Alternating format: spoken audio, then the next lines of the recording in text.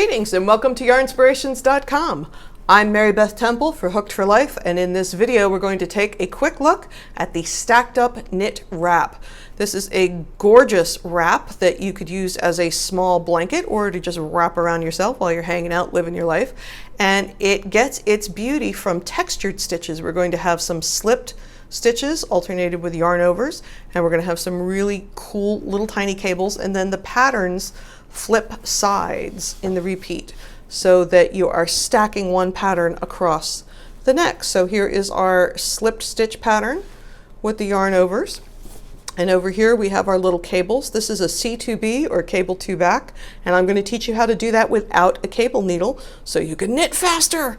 And of course it has a garter stitch border, and as is often the case here at Yarnspirations.com, we have the pattern available for you both as text and as a stitch diagram. So let's take a look at the slipped stitches and at how to do a C2B without a cable needle. Now I wanted to take a look at row 15 of the chart, row 15 of the blanket, which is the same as row 3, except I wanted you to have a little bit of stitching to see, so I went ahead and knit the first 14 rows after the border so we could take a look at 15. I want to talk about the slip stitches, which is what that giant V symbol stands for, and this is a C2B or cable 2 back, which generally we slip next stitch onto a cable needle, leave at the back of the work, knit one from the left hand needle, then knit one from the cable needle, except cable knitting can really slow you down. And since it's only 2 stitches, I want to show you a little trick to make that stitch without the cable needle. So we're going to just do row 15 and 16 on camera. We can talk about the slip stitches and the C2Bs, and then the slip stitches on the wrong side of the work, and then you will have everything you need to know to do this blanket. So the reason I'm looking at the 3rd row on the text is because the 15th row is a repeat of the 3rd row, but on the chart I'm looking at the 15th row. So whichever you do will be fine because they will be the same. So the first thing I'm going to do is knit 4. This particular pattern. Now, as always, you will have a much bigger piece than I will, and it will repeat in the center, except I'm only doing a small swatch so you can see everything on camera that I'm doing. So there's my knit 4. And then I'm going to knit 2 and then slip 1 purlwise, knit 1 12 times.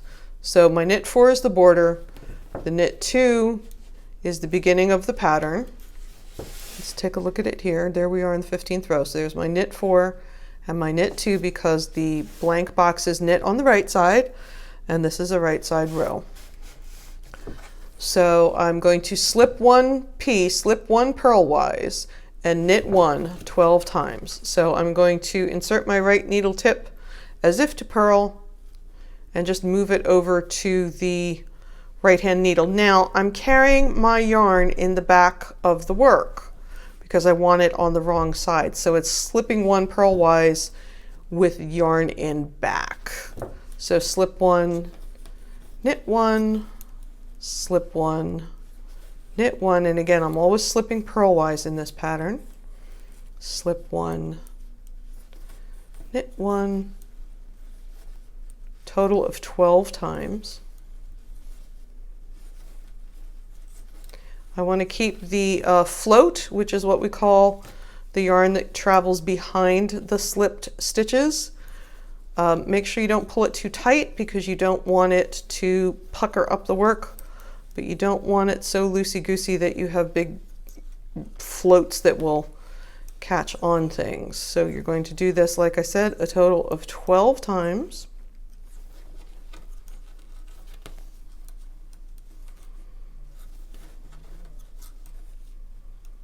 Oh, I gotta count. I got so busy talking about floats that I didn't count. So that was my knit 4, then I had knit 2, and then 1, 2, 3, 4, 5, 6, 7, 8, 9, 10, 11. So I have one more to do.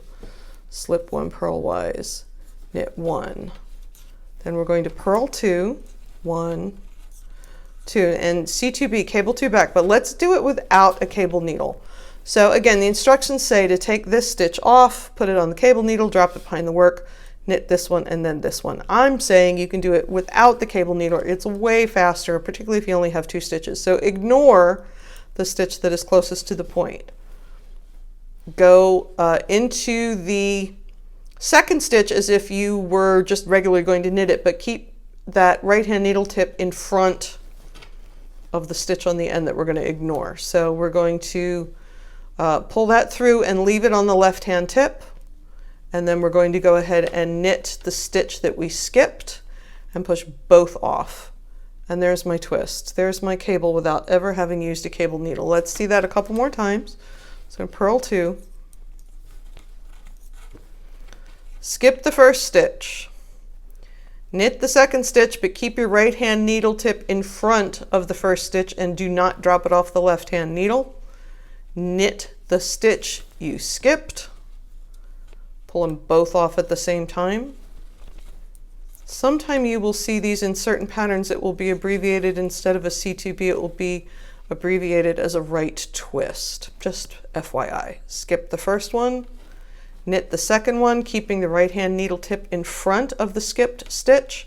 Do not push it off the left hand needle yet. Knit the skipped stitch, push them both off the needle at the same time, and then we're going to finish this with a purl 2, and we're going, and we're going to knit 4. 2, 3, 4. So there are my cable stitches. You can see them. They don't look any different than they would if I had used a cable needle, but they do knit up a heck of a lot faster. And on the side with the slip stitches and the yarn overs, you can see, look right over my thumbnail, you can see the float. So again, you want the float, the gauge of the float to be consistent with the other stitching. You can see some floats down here and down here. Don't want them tight because then the work will squinch in like that, but you don't want them so loose that they're flopping around. All right, so let's take a look at row 16, which is the same as row 4. So let me get to row 4 in the text. And we're on row 16, which is this guy. So we see those slipped stitches again on that side of the work, but I want to do 2 things. I want to also slip them purlwise like I've been doing, but I also want to make sure that the floats are in the wrong side of the work, and that is the side that is towards me now because this is a wrong side row. So there's going to be a little bit of different manipulation. So, but starting on this side because it's a wrong side row, so we're reading in that direction, we're going to knit 4.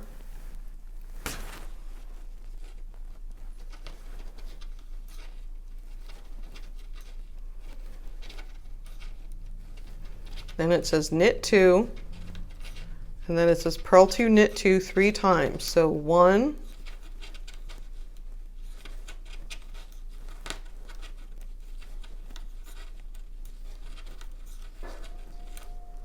2,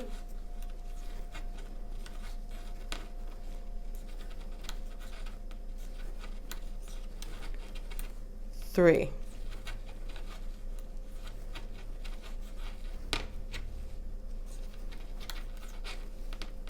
So then if you're reading the text, it says knit 1, yarn forward, slip 1 purlwise, yarn back 12 times.